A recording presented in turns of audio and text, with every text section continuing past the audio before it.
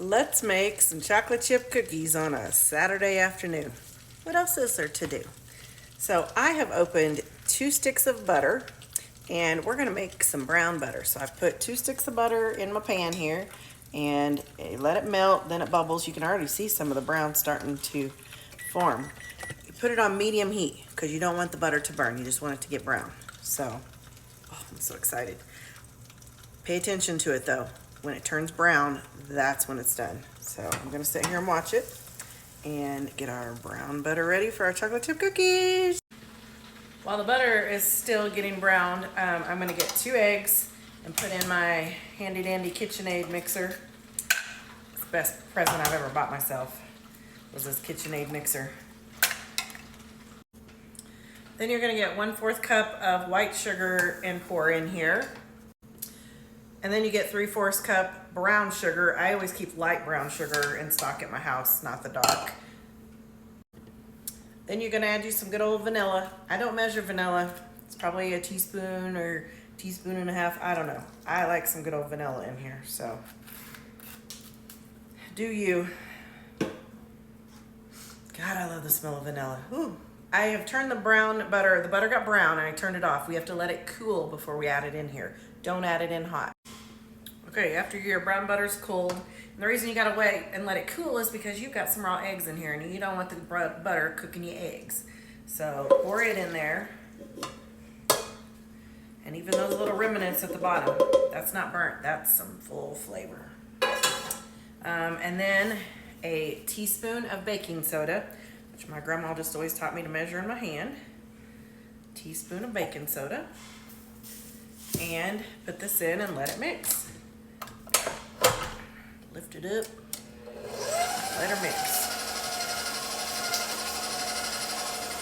Let that all get mixed up really good. While that's cooking, I add just a splash of salt, not too much. That's good. Let it continue mixing. Okay, after that's all mixed up, then you're gonna add 2 1/4 cup of flour. That's 2 cups there. Let me get me another 1/4 a cup. Y'all know I hate measuring, but with baking, man, you gotta measure. Just a little bit off will throw your whole recipe off. Ugh.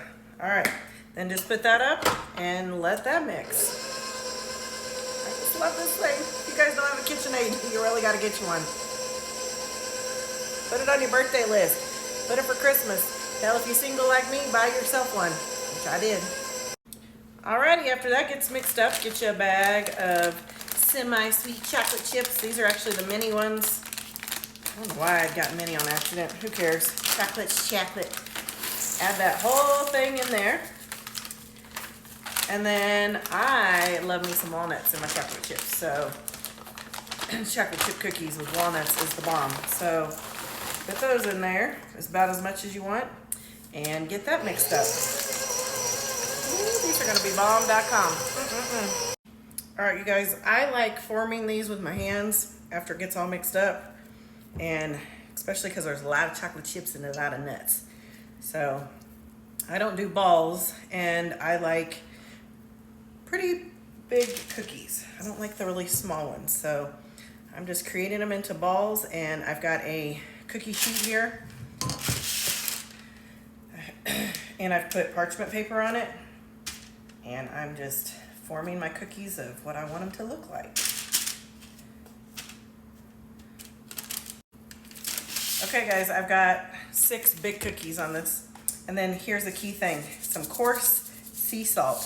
Just sprinkle a little bit on top. Not a lot, just a little. It's just gonna give that sweet, salty pop when you bite into one of these.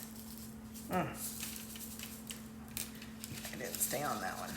Here we go. All right, I've got my oven preheated at 375, and we're gonna put them in there for about 12 minutes and see what they look like. Looky there. All right, we're gonna put them in the oven, 12 minutes, 375. Y'all ready? Fresh out of the oven. Look at that, real pretty. Look at that.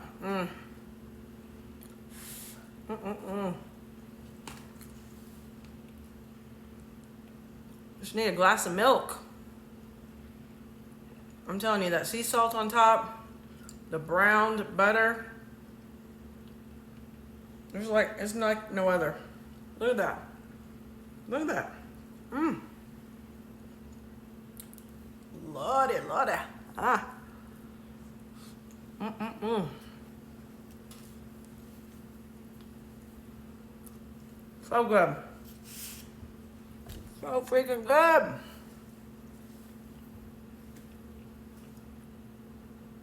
don't even carry milk at my house anymore, damn it. So I can't have milk and cookies. It was really hot because it was just out the oven. Ideally, you put them on your plate and let them cool off. So let them set to firm up some. But you don't want to overcook them. You want to pull them out when they're soft and let them cool off. But I just couldn't wait to taste that because, oh my God, they just so freaking good. Try this recipe and let me know what you. Hey, and guess what? Don't forget to follow my page. People like sharing and saving my recipes. Like my page, so then I'll show up on your For You page with all my other new recipes that are coming.